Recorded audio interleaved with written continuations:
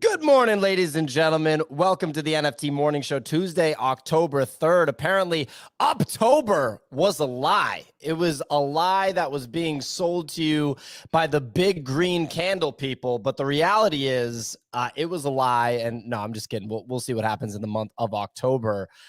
Nick is not here yet. He'll be here in a minute. Don't worry about it. I'm here. Oh, Nick's here. He's here on audio. Clemente, you prepared the advertising rates for the Vegas Sphere. Is that correct? I did. I just like hearing Nick's take on anything marketing related. I thought this was super interesting, Nick, for a little bit of context. So the Vegas Sphere released. You mean the context from the tweet that I wrote about this? You wrote a tweet about this, Nick. We didn't know. I did a reply to Gabe Layden, who was talking about it. Gabe's been just trolling people. He's just been like, literally his most recent tweets. He was like, and you thought you could live life as a content creator. Haha. He said that to you? No. Like he was just tweeting about it. I think maybe, I don't know what that's some like meta subtweet about somebody else. Here, I'll come on the video to discuss this subject matter. Thank you for joining us. You're welcome, dude. Well, I wanted to get the coffee made, and it was a little delayed. So, hurry up! The coffee person is just not taking care of it. God, I'm gonna have to go and beat the shit out of that person later. It's gonna be ridiculous. Yeah. So I still need the coffee. I'm gonna have to get it after I describe the situation here with the CPMs. I incorporated this actually into some stuff that we're working on in a document last night. Y'all haven't seen the document because it actually takes time to create documents. I'm gonna show you guys a document unlike a document you've ever seen. So that's sort of step number one of this whole thing. While you were preparing that document, did you take a look at the document we asked you to review? No, I didn't. So the look, dude, there's only so much time in the day to focus on documents. But anyways, so yeah, I saw the way that he quote tweeted this and basically was like, oh, $25 CPM or $21 CPM. And then he ran the math and it was actually $19 CPM or something like that. But the bigger story associated with that was how many social media impressions were incorporated into that CPM. And that to me is something, look, only big brands can do that. Like the CPM rate of the Super Bowl or something like that. Like this is the NBA promoting on the like decent sized brand. Yeah. So like there's a good chance that when people see that, they're like, oh, I know the NBA. And thanks for being in my face with that offering. Wait, hold on. So 1 week is 650, 1 day is 450? Yeah, that math was like, dude, it's significantly better for the week. Yeah, I don't understand. Okay, well, we're getting inside the world of ad sales here, right? Like, maybe it has to do with all the work involved with producing. I think that's probably the biggest issue is all the production that goes into designing these things. Because, I mean, it's a full-blown animated thing for a custom monitor, essentially, in which the shape is abnormal. Yeah. So that's my guess as to why this is so expensive. On the 1 day is $450,000. The 1 week is $650,000. It does seem like an absurd amount of money, but if you think about it, there's 52 weeks where this is running. It's great for the the company that spent $1 billion creating this. This is them making $33 million or $34 million a year, which seems like a lot, except for the fact that it's so expensive to produce that venue. So just on the outdoor advertising, they're covering, the cost of maintenance on the on this dome. How much did it cost again? I think they went over by $1 billion or something and ended up being like 2.5 billion, right? I don't know about Oh, go ahead. Yeah, Comment. the tweet I'm reading says it's the $2.3 billion sphere. So I don't know if they Okay. went over. Well, there you go. So basically they're yielding 1.5% per year on the outdoor advertising. And when you think about the fact that this is probably financed, I mean, like they need raise it. This seems actually pretty reasonable. Like Yeah. the cost that they're charging for this is pretty reasonable. People do talk about it, and that sphere does look insane. The social media impressions, I think it is interesting because like the you need each one to be unique in order for it to get those social media impressions. So like but on the flip side, though, it is kind of a known factor that people are going to look at it. And so other influencers and people like that are they want to be the ones to get that video up. So it probably is a reasonable level that will perform well on social media. It's just crazy how they end up doing the math on that. On the CPM rate basis, that's just mass advertising cost. And I don't remember what the Super Bowl CPMs are, but I think it's like $100, $150, like something pretty high when it comes to that versus I think average. I was looking up average TV CPM rates. For those that don't know, CPM is cost per 1,000 impressions. M being the is it Latin or Greek? The Latin version of 1,000. But it's so they say broadcast television is $25 to $45 CPMs. So this is like pretty reasonable at this moment in time. Like shit. I mean, maybe we should take the rest of our money, PO, and just put it in on this and have one big bodago. Oh, or you in the hoodie, just on the dome. That'd be one just way for to a go week out. straight. Just a week straight, just you in the hoodie. And be like, I'm now fully broke and in debt. The worst financial decision I've ever made, just so you can see me wear this. Welcome to Las Vegas. It'd be funny. It would definitely be funny. I have genuinely wanted to purchase billboards, but you can get billboards for far less than that. I always wanted, like, when you were driving into San Francisco, there was a really nice billboard that Apple used to get that's on like the side of the hills as you're like coming around from the airport into the city. And I just wanted to be like, Nick O'Neill welcomes you to San Francisco. Like literally just like a billboard. And I was like, it probably is worth it. Like, I don't like, I think a month is probably like 15 grand or something like that, or 25 grand or something, which is expensive. But like in the grand scheme of things, a lot of people are going to end up seeing that and be like, what the hell who is that guy? But the problem is you don't like, actually, I remember some of them like jewelry things, which is like, there's one going into New Jersey that says like, I'm butchering the name, so I don't exactly remember it, but it's like johnsjewelrysucks.com. And so you like, yeah, or like it's shock factor. My favorite one is this one of it's a lady sitting on a diving board, and the title just says "Your wife is hot," and then right under it in smaller text it says "Buy a pool," and it goes to like a pool website. Well, what I liked about the other one was the curiosity hook got me to go to the site to find out it was something completely unrelated. I don't know what the conversion rate on that is. Like, it literally was just like, it wasn't even John's Jewelry Sucks. It was literally like johnsucks.com. And you go to, and you're like, who the fuck is John? And you go to the site, and it just redirects you to a jewelry site.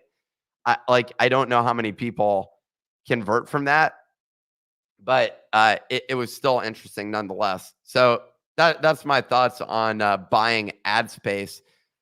I can't afford this one, but shout out to those that can. And it's pretty cheap, like in the grand scheme of things. They're not yielding enough on this. They need more people to show up. The better thing that you should check out is there was a video of inside of it this weekend of you too. Did you see that one?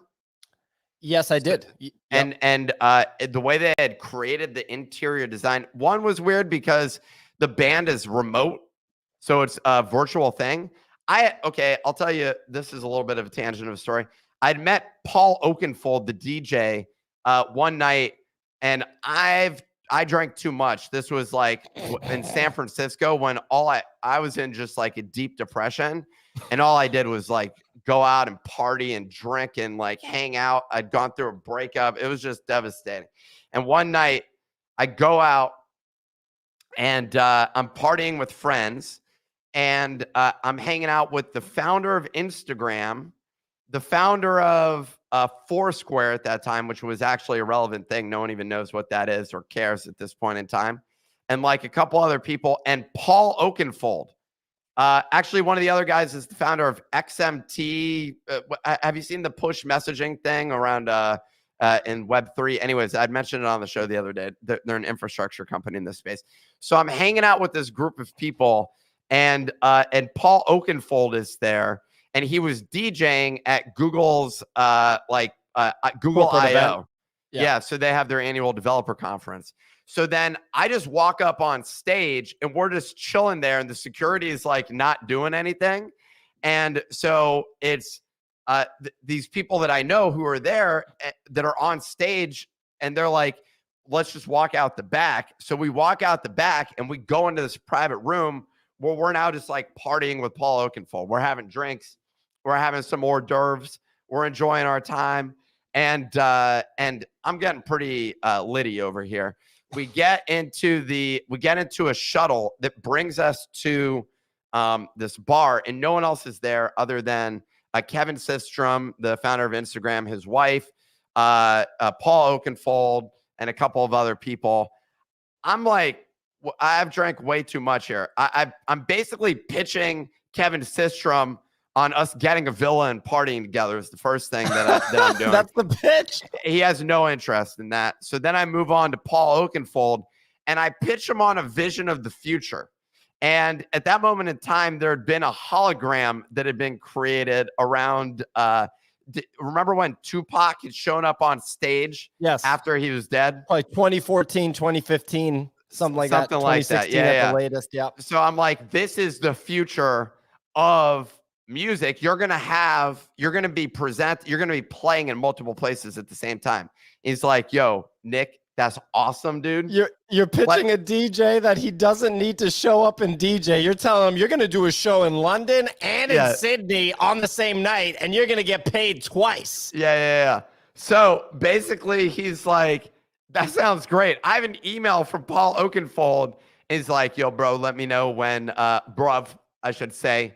He said, yo, bruv, let me know when you're in town for one of my pieces in it, or for one of my shows in it. And then but I actually do have the email. I'll pull it up, but I got to blur out the email address. But the bottom line is, I have this, and I pitched him that vision of the future. And then I see this, and I'm like, damn, they stole my idea. All it would have required is me having, getting $2.5 billion to invest in a venue to make that a reality. And then that would have happened. So anyways, YouTube has that show. And it looks kind of weird because you can't record them. It like doesn't show up properly on camera, but that roof coming down was like via a visual spectacle was pretty cool. Wow, what a tangent, huh? No. I mean, look, you were ahead of your time, Nick, 7-8 years early. Hey, Bunny, what did you think of Nick's story there about Paul Oakenfold? Dude, I'm actually glad that you asked for my. I had no idea what the hell he was talking about. He lost me very early on. Thank you for the insight, Bunny. Hey, ladies and gentlemen, today we are going to discuss Proof's recent round of layoffs and what it means for other businesses in Web3. We're going to talk about Uptober lasting less than 24 hours, and we're going to talk about the NFT market's surprising resilience despite the marketplace volume reaching new lows. Nick, real something quick, to add before the weather report? Before the weather report, Herbivore says I'd have Nick talk to my sound guy so he'll stop talking to me. Quick update on that. There is no update. No email from the sound engineer yet. But I thought you said someone reached out. I did, but then I realized I was like, I didn't give him my Calendly. So someone else scheduled something with me. We don't know who it is. And we don't know who it is. They have a throwaway email address. and they just throw something on my Calendly, I don't know, man. I'm skeptical. So we do follow each other. And You and the Beepster? I sent him a link, and we do have a call set up. So I sent him my Calendly. So you don't remember doing any of this because you were hammered? What? Oh, I thought you were at the event having a few too many drinks, and you don't remember sending the Calendly. This was to someone else. I thought it was in my email, and I didn't see it in my email. It was in Twitter, so I resolved it. I don't want to comment on this. Let's move on to the weather report. Okay, yeah, weather report over to Sig. Before that, I'm going to say, first of all, Nick, Paul Oakenfold, I saw him live. He was awesome live. I don't know how many people A, know his name, or B, know of his talent. So you kept saying his name, but I feel like a lot of people don't know who he is in the room, but he was a top DJ when he was live. So shout out for you actually Guinness meeting Book him of real World live. Records.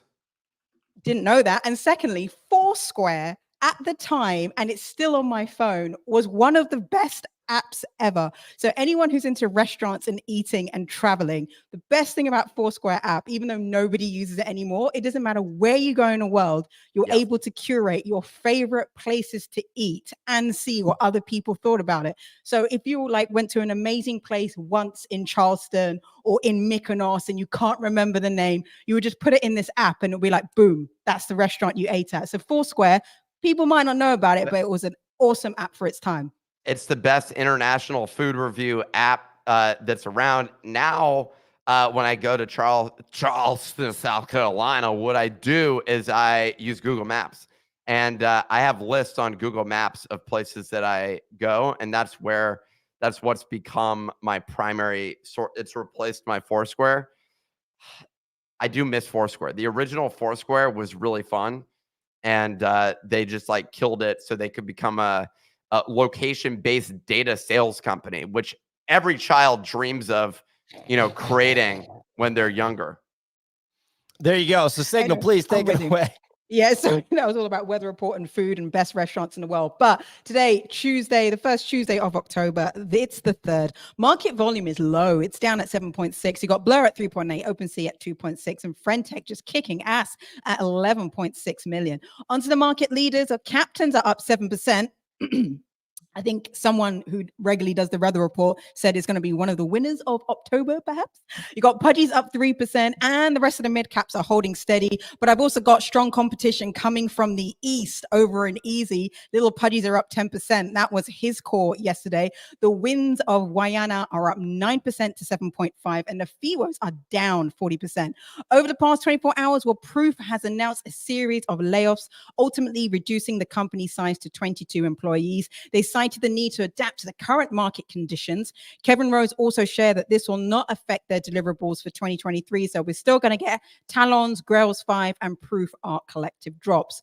On to the number one Blur farmer, Hanway. He announced that he will distribute 100% of his Friendtech airdrop points among his top key holders, releasing a leaderboard very similar to Blur's. His keys are now worth almost 4 ETH as Blur farmers continue to add more ETH to their Friendtech exposure. Over on the PFP side, the FIWOs have revealed, seeing a post-reveal dip of roughly 40% down to 0.08 ETH. A pre-revealed custom FIWO sold for 4.4 ETH, and the collection has done 250 ETH in total volume. And then lastly, almost all of crypto's weekend gains were just wiped as Uptober lasted less than 24 hours.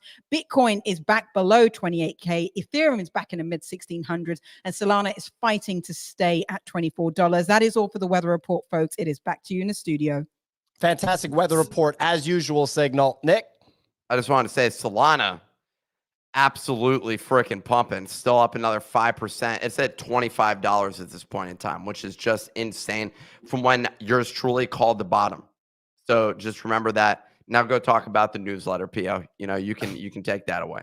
Our newsletter, the Daily Digest, is posted to X every morning. It's pinned up top on the Twitter Spaces stage. Also available at thenifty.com if you'd like the email to show up in your inbox every day. First story, NFT collection Boss Beauties acquires the Web3 networking company BFF to further efforts in onboarding the next wave of 1 million women into Web3. Next story, Clemente, are the orange ones I should not read? What's going on with the orange ones? I'll read them. All right. Crypto Kaleo has joined Stars Arena, an AVAX-based SocialFi product, which also has a global feed, tipping features, and racked up 4K in fees in less than 8 hours. So we're announcing that Crypto Kaleo How is has that a a story? What is going on here, Clemente? What is going on? Keep it moving. Congratulations to Kaleo for a new sponsor. Friend of the show, Crypto Kaleo, has increased his sponsorship revenue. Meme Coin's waitlist code submission closes tomorrow at 10 a.m. Eastern time as Memeland begins to ramp up marketing for the token ahead of its anticipated October launch. Rollbit's RLB token has reached 10,000 on-chain holders as the company generated over, get this, $38 million in revenue in September, resulting in a buy and burn of 1.3% of the circulating supply. So you're seeing tokens that correspond to businesses have this buy and burn model. We'll have to see what the future of that is on the kind of entrepreneurial side of the crypto space. NBA Top Shot has introduced an unrevealed packs marketplace with each pack featuring a moment inside as the company celebrates their 3rd birthday since opening their doors. I was going to say it only took 3 years to get this out the door. Next story, the Satoshi Twitter handle. This is a non-news event, ladies and gentlemen, but the fake Satoshi Nakamoto Twitter account tweeted for the first time in 5 years as the tweet went viral, with Twitter's community revealing the account's real identity to be a guy named Craig Wright. This is a non-story that doesn't matter. But I understand why Clemente put it in the newsletter. Last update, Mr. Beast's Feastables, which is his consumer packaged goods product line, have become the official jersey sponsor of the Charlotte Hornets. He's from North Carolina. So talk about, the American dream. He's literally sponsoring the NBA team over there, marking the company's first ever sponsorship. What a way to come through on sponsoring. So look, the first story here is the great Blur farming migration, good for NFT prices. We can do this quick. I think a lot of people think that Blur is probably not great for NFT prices. At the same time, there's no new liquidity coming into the NFT space, so that ain't going to help anything. Nick, you want to quickly tackle this one, or easier signal? Then we can move on to the proof downsizing, which I'm really actually interested in discussing. But yes, please go ahead. The great Blur farming migration. I think we should give live feedback to Clemente and give each story a rating so that we're like, this one, I'm going to give it a 1 out of 5. The great Blur migration. I have no idea how this is going to do for NFT prices. Don't really care, to be honest. I realized I spent a lot of money in the past couple months last night, and this isn't going to help me. Like I need Clemente. I need solutions here, not just random transitions of people moving their farming from Blur to here's my take on it. Farming is fucking bullshit. Okay. Any ecosystem that encourages farming where you're literally like trading and there's some upside is awful for NFTs. So anywhere where there's farming taking place, it's bad. So from that standpoint, yeah, it's good. If people stop going on Blur, then it's actually great. We saw it. I was mentioning this yesterday. Easy shot me a private text message, which I won't reveal after I had a conversation about it, because what I saw was there's some people on Magic Eden that buy our NFT and then try to dump it for immediately for less than they bought it for, so that they can farm some sort of Magic Eden magic money that isn't doing them anything. And so they're just out there farming, and the result is it just pushes the price down for the NFTs. So like, how is that a good thing for the ecosystem? I just think the farming thing is absolutely ludicrous. Well, I agree with you. I don't think that long-term I think that word farming is just not going to be a word that we use in 5 years. Because think about, I want to counter take that. Okay. I think I'd counter push that entirely. I don't think farming's ever going to fully die.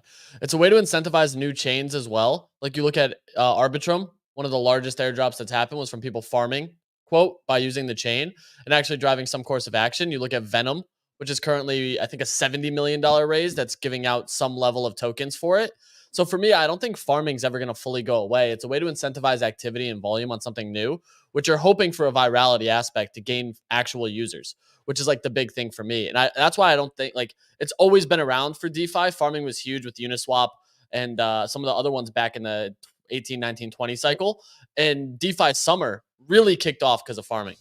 I think farming isn't good for marketplaces, but the other thing that I'll say why it definitely won't go away easy is for people like me, we do buy vegetables periodically. And I think from that standpoint, farming ain't going nowhere. You ever play Farmville? Like, it's Signal definitely not didn't going like that one. She thought that one was bad. Yeah, I mean, I think you're spot on, though. I think the farming logistics from the macro economy are certainly in a rather interesting situation. And if farming depletes, then the global food shortage that'll ensue is really going to cause some chaotic levels for the American consumer. Have you seen the cost on food? How that one, it's never had a down year or something like that. It made me think, like, what the hell are we doing, guys?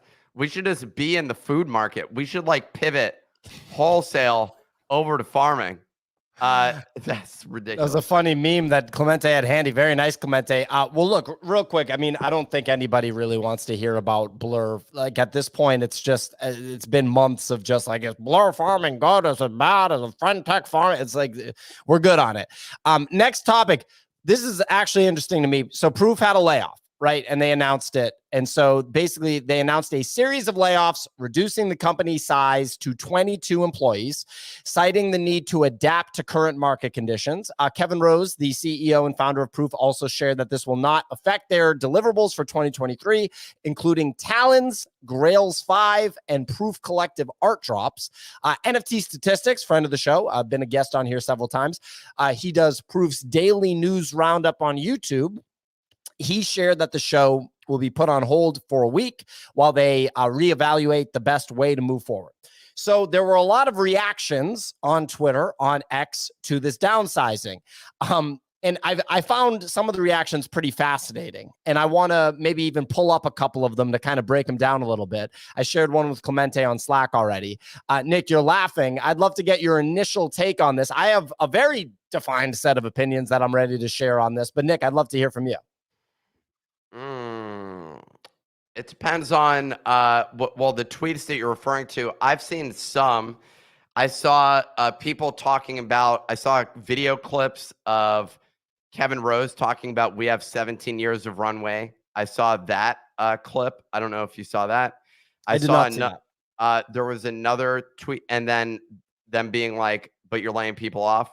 Then there was another tweet that I saw showing like the history of the Proof Pass price, which frankly is completely out of their control. So I feel like that's not like a fair thing. The other side of this is I'm just sharing some of the tweets I saw. Sure. I mean, honestly, a lot of the people that got laid off are going to get hired. There was like a lot of great talent that got laid off. And I was just like, holy cow, like they're going to get picked up. Luca was replying to one of the people right away. And I saw a couple other people that are like legit product owner. The people that I saw that were getting laid off are going to have no problem finding jobs. It was incredibly high talent. And I'm sure that it's high paid individuals. This is one of them. Yeah. So I think the overall take is, I mean, they had too many people. It sounded like they're clearly not focused on developing product anymore. They're focused on the art side. The pivot makes sense. Their valuation was crazy high, and the amount of money that they raised was crazy high. I like where they exist right now on the art front. They did a 100 proof thing down in Marfa. a lot of people in the space liked, the content produced down there. NFT Statistics is a legend, I think that, and they still have him on the team. I think Proof ended up in this like really challenging position, period, just as a business, where they raised a ton of money, kind of fed into the hype.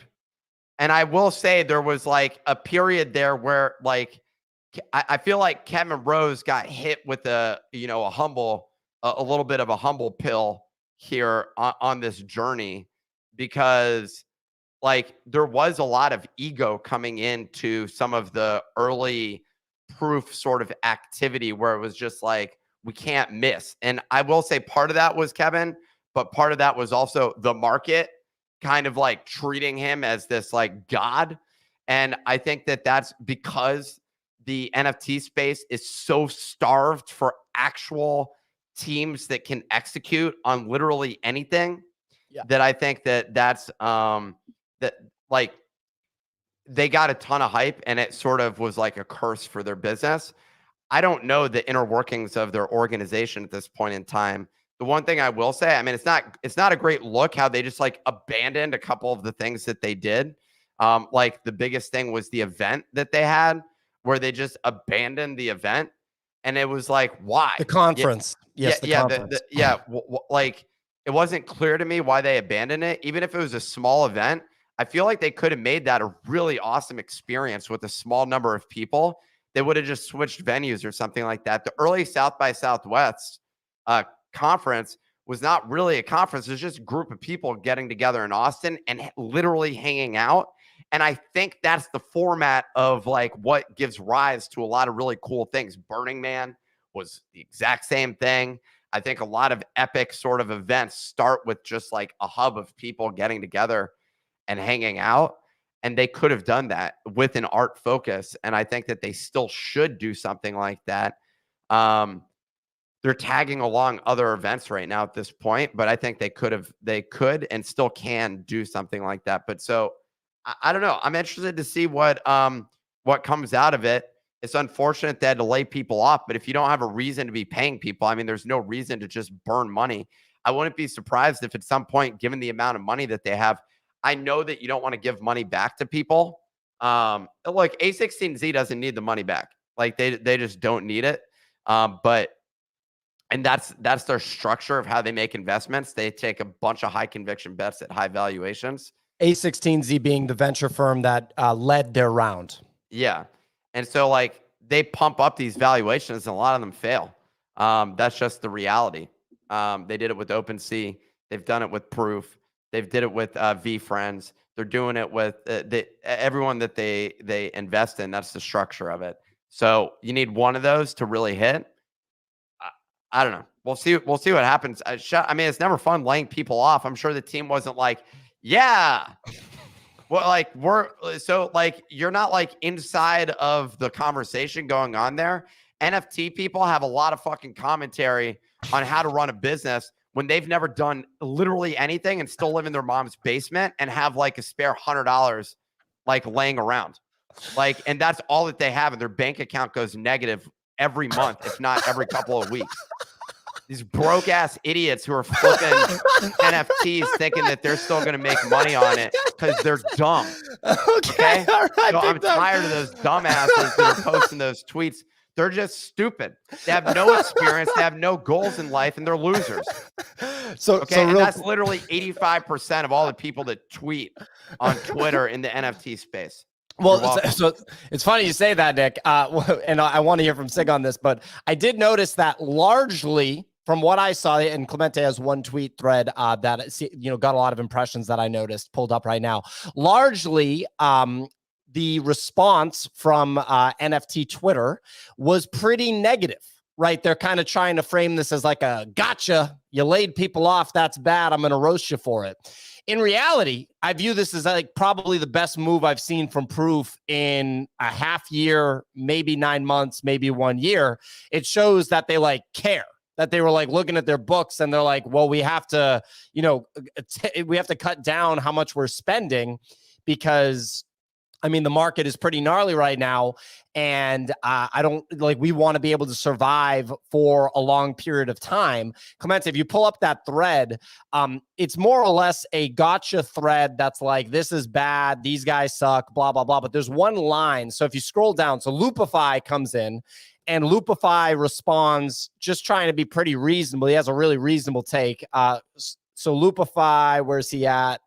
There it is. Right there. So Loopify says, with respect, not speaking to proof situation, but a business doing layoffs is normal, especially in these market conditions. And he's like, forget crypto, just the market conditions in general. And keep in mind, ladies and gentlemen, the past year we saw layoffs from Facebook, Google, Robinhood. I mean, you get the names go on and on. In fact, the list of actual layoffs from quote, call it quote Web 2 companies is so long.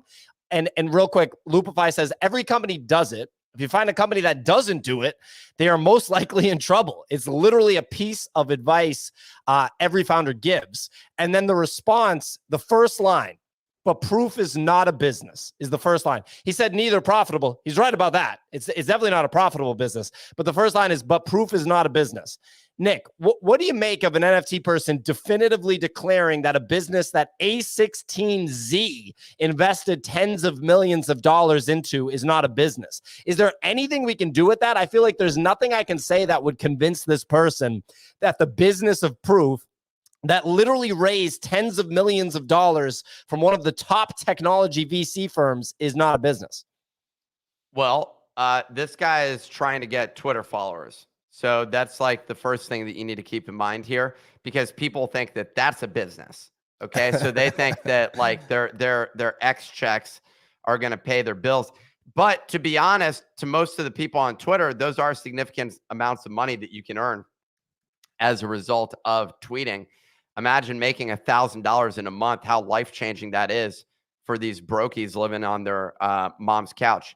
So the thing that in terms of Loki, man, is it a business? Well, it had revenue at some point. They were selling NFTs. I don't know what their royalties are right now. The next thing I was going to ask is, well, but what is their business, right? I mean, obviously it is a business, right? That's the idea, is that it's a business. But I was going to ask you, what is their business, right? If Pudgy is selling toys, if Kanpai Pandas is a streetwear brand, if OpenSea is a marketplace, what is the business of Proof right now? Well, they're trying to create, they have an art gallery in LA and they're hosting events. And so I feel like it's maybe an events and media company, which is interesting given that we're in the same space, but A16Z didn't give us $50 million, which to me is just unfair. And, I cry about that every night. And I say, why didn't A16Z give me $50 million? I'm so sad. I actually don't. I think that they're out developing. It's not clear what they call themselves the art collectors PFP as Moonbirds. I don't know where Proof fits into the ecosystem now. There's a lot of different questions associated with what their business is, but literally every crypto company is trying to figure out what is our business. Like right now, everyone's trying to do it. The only one that you can look at is like Yuga is I guess a gaming company. They have games. How do they make money? I don't know that they make money right now. So they made a lot of money before. They're spending that money, but I don't know how they end up making money because all the ApeCoin purchases in the app, I don't know if they even are able to spend that right away. A lot of the stuff they did was like locked up the money and stuff. I don't know. It's a tough time in the space. The businesses that I'm aware of are ours. We do generate revenue. We do that through sponsorships and partnerships, I should specify. I look at, and there's other players in the space doing similar approach. So that's one model that exists. I see gaming companies in the space where it takes a long time to ramp that up. And that seems like a legit business. And then I see artists, not the marketplaces in the space that are making money. And then we have Friend Tech, which makes money. And then we have gambling casinos. So those are like the systems that exist. There's blockchains and there's marketplaces and there's wallets. Those all exist, but not all of them generate substantial amounts of capital. And so, but they are businesses that have revenue models built into them. And if the NFT market's not active, well, then Blur, OpenSea, and everywhere else can't make money, right? They do need to make transaction fees. But I don't know. Everyone has their own approach to monetizing. How does MetaMask and the wallets make money? Don't most of those come from swaps? They the take wallet? a fee. Almost all of them come from swaps, yeah. And they charge like a percentage fee. There's also like taxes, I think, that get taken on some sends and stuff like that. There's a whole bunch of like microtransactions. I think the biggest thing is there's not a lot of sympathy in the market. And the way that the system is structured right now, it has perverse incentives. Ones which are defined around an incredibly liquid market of PFPs, which is a world that existed, was an anomalous moment in time. And I don't think that we're operating in that world. The same thing with a ton of liquidity around art, which is also an anomalous moment in time. If you go to Artsy, it's not like you go floor your Damien Hirst and it's immediately purchased.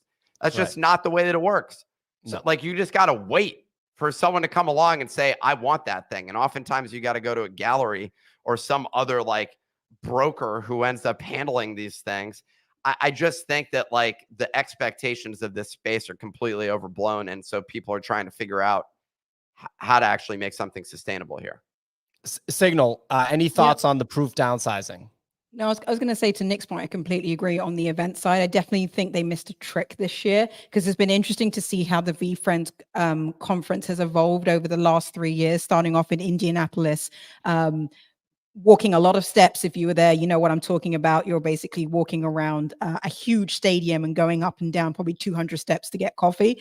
To, last year's event, huge improvement on that. And now next year's is going to be in LA. And I think these conferences have given that community a lot of momentum, a lot of positivity. And then every year people are able to come together and just talk about why they love this project so much. And then when they go back online, actually defend it. And I completely spot on with what Nick is saying, that they missed a trick, and it didn't really matter how big it was. It was the fact that people from around the world were willing to invest their time to go there. I think also as well on Twitter, there's been a complete overreaction on this downsizing, because we've seen downsizing across so many different companies, whether it's Web 2 or Web 3. And I just feel like sometimes whatever he does, people overreact to it. So it's like Moonbirds comes out of his bio, like, he has to make a custom tweet and then pin it to say, sometimes I will change my avatar, even though he had proof in there. And when you click on proof, it then goes to proof, Moonbirds, et cetera, et cetera. So all the projects in there. So I just think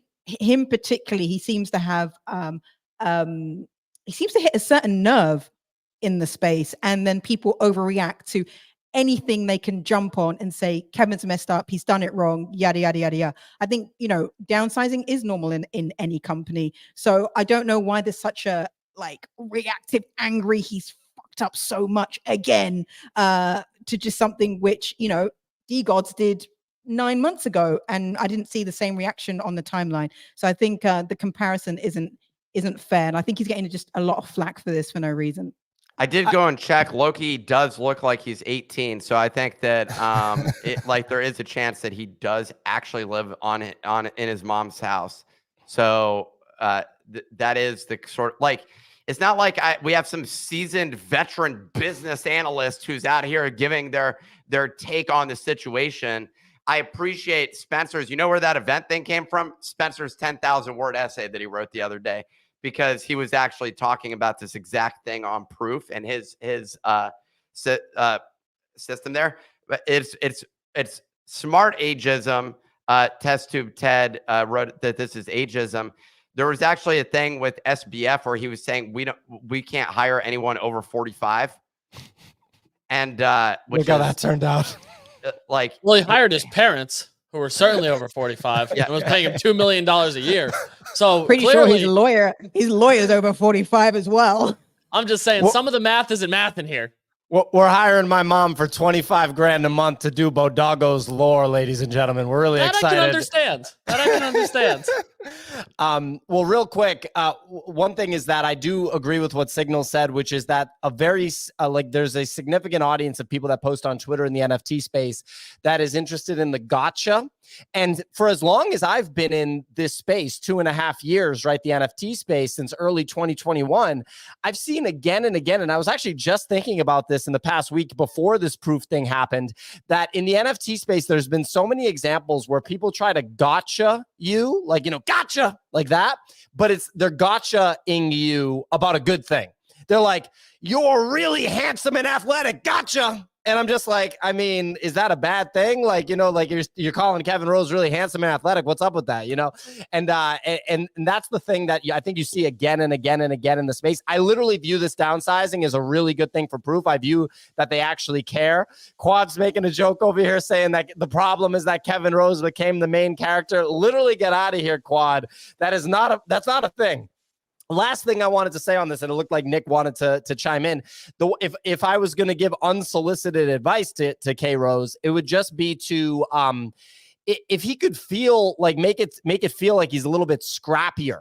Like he's like really like cutting his teeth trying to like, make this business work. For example, the conference shutting down, like not doing a smaller conference where they didn't make money on it. That's not a scrappy look. A scrappy look is like, we're going to do this conference, whether we have sponsors or not. I don't care if 5 people pull up. There's going to be coffee. There's going to be stuff to do at this conference. We're going to be getting stuff done and people are going to hang out. Come through. Like that's the scrappy move. And I think scrappiness is really, really, really rewarded in the NFT space. So that's my perspective on that. Is like if he could feel a little more scrappy, that would be really good. Nick, dude, I don't know. I like giving credence that Twitter is such a skewed platform, basically, where you like it's really how do you give the hottest take on something and that thing goes viral. There's no context of who the people are that are writing these things. And so I don't care at all what some of these hot takes are, because literally none of them are running a business where the stakes are significant. Like they've just never played that game. So unless you've been a player in that game, look, you're entitled to go write a tweet. You are allowed to do that. That is the purpose of the platform. Yep. And if you give enough of an angle to it, then it ends up getting attention. And that is your job. It's also the monetization. I've seen a stark difference since the monetization came in, where everything became shock and awe. Like everyone's trying to just get the shock and awe and just get that negativity in there because the algorithm picks it up more. So a lot of people who are writing good tweets now, I feel like are just leaning into the Daily Mail sort of clickbait headlines and threads just to get the impressions and hit that 5 million, rather than writing like genuine, authentic content, which they would have written if there wasn't monetization in place. And I think that's one of the big differences as to why the timeline these days is a lot more negative, because people are being literally paid to be more negative. Well, you saw the same thing from YouTube too. It's like the engagement loop that happens is like, what can I do to make somebody click on this tweet, expand it, and get someone to respond to it? Whether it's hyper negative or hyper positive. It's like, because obviously on either side of that, controversy is what leads to clicks. And I've seen a bunch of people talk about it too. Like the content quality has certainly gone down and the amount of content has gone up. But to this point, it's like, if you have a polarizing take, it's going to drive conversation, which is like the sad reality of like anytime you monetize content, people will go to the extreme for $5, let alone making $100 off of 10 million impressions. And it doesn't even matter. It's crazy. Well, real quick, no joke. I saw a tweet about this. I saw a viral tweet. I'm glad you brought that up, where a YouTuber was a prankster. You know, these prankster YouTubers that are like, oh, it's a prank. Never heard of them. Dude, I wonder if we saw the same video. Go ahead. Well, so a guy gets shot in the mall. So a prankster person is coming up to a guy and he's basically invading his personal space and posing a physical threat to the guy. And the guy takes out a gun and shoots him in the stomach. It was a gnarly video. I was like, yo, first of all, why is my Twitter feed getting this? But secondly, this is crazy.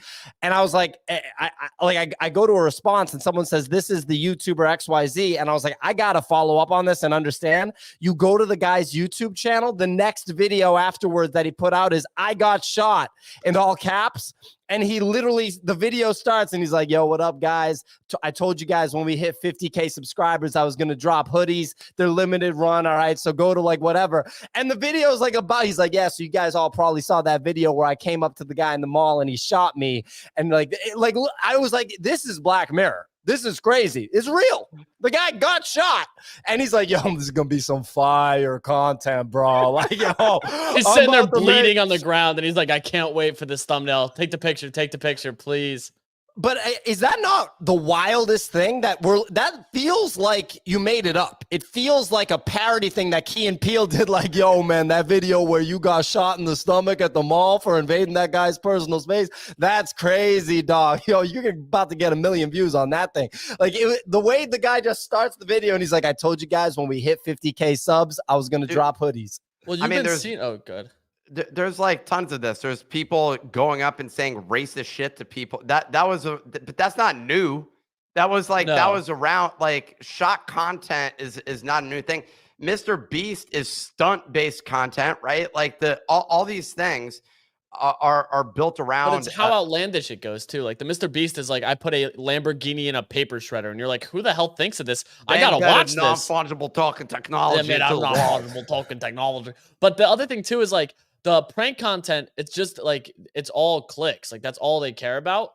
And you're seeing the same thing on Twitter. Is like someone who doesn't even like believe what they're saying will post something because they know it'll get a response. And it's the craziest thing because, like, to them, they view 500 likes on a tweet as making it versus, like, actually putting out something of substance that people can relate to and be like, oh, this is actually a good take. It's objective. It's not destroying somebody or something because they just strongly feel that it's like they have an actual take with context and information backing it versus this person sucks. They're not working hard enough.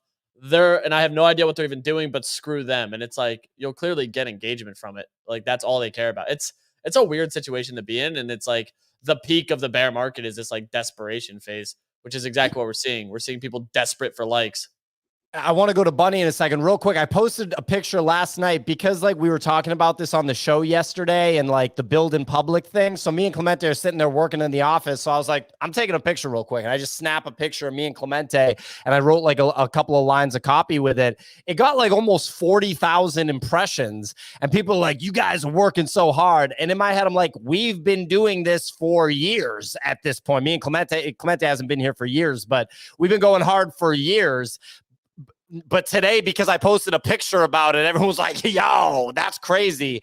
I'm like, dude, we can't just post pictures all day, every day of like every meeting and stuff like that. We literally can because it's getting those impressions. I just set up a camera to film my entire day. So this 8-hour live stream is starting right after this space. I'm not moving. You're going to see everything. Top to bottom. I almost shot a video right after you did that of literally me just at my desk being like, well, I was going to say, I'm out here typing on my keyboard, yo. I want to tell you guys something. Nick is a sicko in the sense that if I go on Slack at 10, 11 p.m., like let's say I got to like send, like I'm like, I get a notification on my phone. I'm like, yo, I want to send this out because I'm sending it to somebody in a different part of the world. So I'd rather get it out at 11 p.m. Eastern time because they're in Asia. And so it's 11 a.m. Their time, whatever. Nick is always online. The little bubble is always green, and he's not like he's coding or something. So he's a sicko. He has problems. We have to figure that out. He needs to stop doing that because it's tiring him out. But Bunny, you have your hand raised. What's going on? I couldn't disagree more. It sounds like you guys want the internet to be like rainbows and butterflies. That's not what the internet is. Like, is this your first day here? It's supposed to be a black hole of toxicity, and if you can't handle like Twitter bozos flooding your project, you know, you're not going to make it. You're not working hard enough. You don't want it enough. So first of all, Bunny, I'm going to tackle you the first time, and when we're going to dinner in a couple of weeks, I'm going to tackle you when that happens. That's number one. Number two, Bunny, you're representing the people that watch the YouTube videos where the guy gets shot, and then he's just like, "Yo, 50K subs, told you it was going to happen." Blah blah blah. I would have bought a hoodie. Well, I just want to say too, like Bunny is correct. They're not working hard enough. Bored Apes suck. There's nothing good about them. They're down 99%. So clearly he's not working hard enough because it's only going down. Yeah, you're allowed to be wrong. That's fine. I'm not gonna get mad about it. That was a very funny take. Look, real quick, we're going to move on to technical analysis. Look, a lot of people, I was talking to actually one of our holders, and he just like kind of made a little comment. He was like, yeah, this bear market's really dragging on. And I was like, yeah, it absolutely is. But the days keep flying by and it can't last forever. And in the next 12 to 24 months, we're going to be cooking. And he was kind of like, dude, 12 to 24 months is like a really long time. And I was like, dude, it's not that long. It's going to fly by. We're going to be back. But I think a lot of people like to know what's happening this week. And I'm of no use to anybody of what's happening this week. But Easy and Nick with their TA is absolutely of use to people. Nick called the literal best entry point on Solana. Everyone was telling him to dive in. He didn't want to do it. So what are we looking at with the charts right there? Sorry, excuse me? No, yeah, Nick, you were scared to dive in. You didn't want to take the risk. You said, I don't want to risk this exposure level here. There's way too much capital on the table, so I'm going to wait, which was a terrible decision on your part. You could have had monumental gains, but you personally didn't want to take that risk. The main thing and the only thing that I'm looking at right here is the dollar, the DXY. That's leading everything. The dollar is the only thing right now that I have my eyes on. 109 is where I'm watching it. A push over 109 means blood across the entire market. Push under 109 and a rejection off that, I think we can go back to 102 and we see a slight rally across the markets. Sol's currently holding what was resistance, now seems to be support at 24. Dip back under that, we go back to 21.2. Watching Bitcoin cautiously here, and ETH looks terrible. ETH looks insanely weak at the current moment. And I've actually been reading some interesting takes on it. People saying ETH right now is not looking as strong as it historically has because of all these narratives and pushes to L2s and ZK rollups and everything else, which will cause ETH to continue to be inflationary, not deflationary, because more of those gas fees are being used on L2s. I thought it was a really interesting take. I haven't looked at the data on it, but I'm bearish ETH BTC pairs, currently watching the dollar before I deploy more capital. I still have like a daily DCA on Sol because that's the one that I just have the most conviction on. And I want to see Sol, if we can actually get like a weekly close over 24, that's where I'm the most excited. Nick? Well, I agree mostly on this. The DXY thing, I have no idea what the price action is other than the fact that like I saw it trending on Twitter and everyone giving that same number. 109, 108, whatever the hell. 109 is that historic value, baby. Over that, 115 looks terrifying. But it's just like, you can look at the DXY dating back to like the 70s. And that 109 number has historically been a point of either breakout or breakdown. It just keeps pumping. The weekly on this is literally green for 3, 6, 9, like 12 weeks. It's pretty insane. I think it's crazy how strong the dollar is, and whatever the situation is, it's good to be traveling. If you're an American citizen, you can go. We're going to be going to Amsterdam. Our dollar's going a long way, Chief. And our dollar's going to be going well against the euro. We got to make sure credit cards have, one of our credit cards has transaction fees, and we're the foreign transaction fees. So we got to clean that up before we go. Well, we're nearing back towards, I mean, really, actually, if you look at the chart of DXY, it's pretty much the same as the USD euro pair. We're just about back. Well, we're over where we were earlier. We're headed back towards 1. We're at 96 cents on the euro, which is a very strong place to be. As it applies to crypto, the thing I was going to say regarding ETH looking ugly, to me, the biggest thing is where's the development action? And you have two choices at this moment in time, in my opinion. You can either go develop on Solana or you can develop on an EVM compatible blockchain. Those are the two primary options as far as I'm concerned. And every other blockchain codes with, I'm now blanking on, what's the language that you code with Solana in? Rust. Rust. So Rust is like what a lot of the blockchain developers code in nowadays, and WebAssembly, WASM, WASM. These are like the languages that a lot of blockchain devs are operating in. Whereas you got Solidity developers pushing the sort of portability, compatibility on any EVM compatible chain. And so you can't fade that side of things on a daily to weekly basis. I don't think that's the way that businesses operate. And so you need to watch to see how this plays out.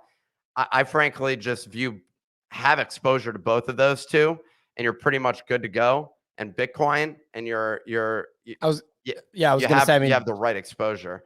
Bitcoin is not a huge. I understand right now there's a narrative around the phase 2, whatever you want to call it, another coming of Bitcoin on a development standpoint, which Ordinals got people excited about. But it's still slow going on that front. Like I just don't see that being. Yes, there is a developer ecosystem. It's very heavily driven by people who are Bitcoin maximalists, like who happen to be developers as well, versus like I think like broad adoption where you have like everyday engineers who are coding with Solidity or coding on Solana, which is where most of the developer communities have been attracted. But I don't really care about Bitcoin as a development platform personally. So we're going to dinner tonight with someone from a Bitcoin wallet and somebody from a Bitcoin Ordinals marketplace. So we'll see if you keep the same energy at that Thai restaurant dinner table. We'll see if you keep that same energy, Nick. Anyway, back to the charts real quick. So you think ETH's going to rally hard? Because like out of the three, ETH, Bitcoin, and Solana, it looks like ETH is kind of lagging. I'm not saying that it's going to rally hard right now. ETH keeps selling off. Look, when my biggest take was when people were calling it Uptober yesterday, I was like, I don't know about this. Like nothing fundamentally changed on the macro level. And the past few years have really skewed the perception on things.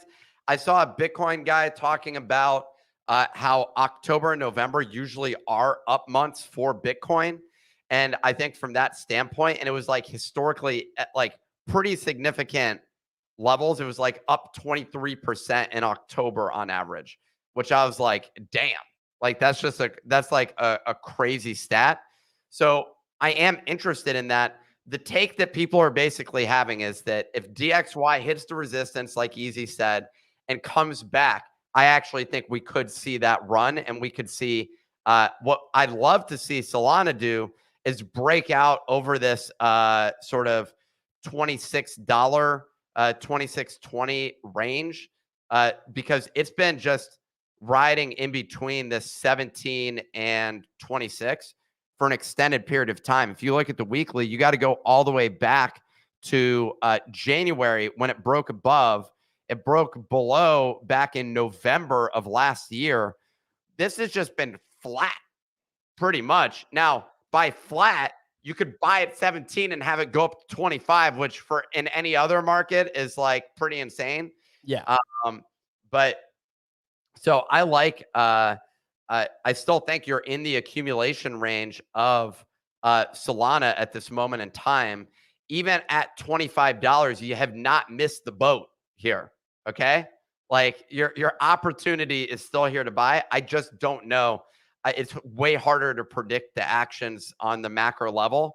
And I think over time, like technical analysis is more effective at kind of explaining what's happening rather than giving you like really strong predictive indicators and instead like correlations.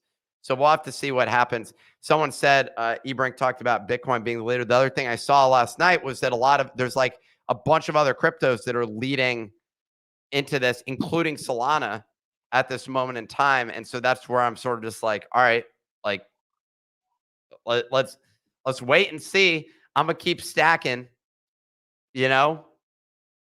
Oh yeah. Keep collecting that crypto bankroll and just adding. and eventually we get back here. I don't think anybody cares about this, but like just to disclose the way I'm approaching this, Bitcoin and Solana, those are the crypto tokens I'm buying. I'm buying Coinbase stock and then just trying to be like relatively conservative and buying like S&P 500 ETFs. But yeah, Bitcoin and Solana, I've got like double-digit ETH just chilling like on deck, and I kind of look at that pile and I'm just like, think I'm good. Think I'm good on that ETH, and we'll just go Bitcoin and Solana, baby, and a lot of Solana. You know, like go hard on the Solana. That's how I'm doing it. I don't know, Nick. You think that's a bad strategy? That's not good. I have more Solana than Bitcoin at this point, which is interesting, and I'm thinking of doubling up here. There you go. I was thinking about doubling up at 17, right. but Ladies Pio and was gentlemen, fading me and now owes me thousands of dollars for that. Wasn't fading you, dude. Literally just never, you just like don't get the whole like accumulation thing. You're just like, but I need to buy it now and then sell it for $5 more. Like, so just you do that. You do that. I didn't say sell for $5 more. I'm just saying you missed out on 50% upside as a result of like waiting in DC. Like, I don't know. So Quad brought up Tesla. I've got so much Tesla at this point. I'm just kind of like, I'll buy it when everybody doesn't want it, which happens like to Tesla every 7 months. Everyone's like, we don't want that anymore. And it goes way down. And that's when you can buy it. Anyway, ladies and gentlemen, that's our show. We do the show Monday through Friday, 9 a.m. Eastern time, right here on Twitter Spaces. If you want the video feed, it's live on YouTube. Shout out to the 202 people watching live on YouTube right now. We appreciate y'all. Show's also available on Apple and Spotify podcasts, wherever you get your podcast. Saw that Spotify rolled out podcast impressions. It's going to be fascinating to see how many people are seeing this bozo podcast on Apple and Spotify podcasts and just not understanding what it is. So that's going to be very interesting. Anyway, again, Twitter Spaces, YouTube for the video feed. I guess we're also doing the video feed on Twitter, on X. So if you want to watch it there, you can. And Apple and Spotify podcast. We will be back tomorrow, 9 a.m. Eastern time. I also have a badass guest on the Bitcoin show, which we do in partnership with Trust Machines at 2 p.m. Eastern today. Gentleman named Eric Hersman going to talk about Bitcoin mining in Africa. I know all of you listening want to hear all about that. Anyways, we will be back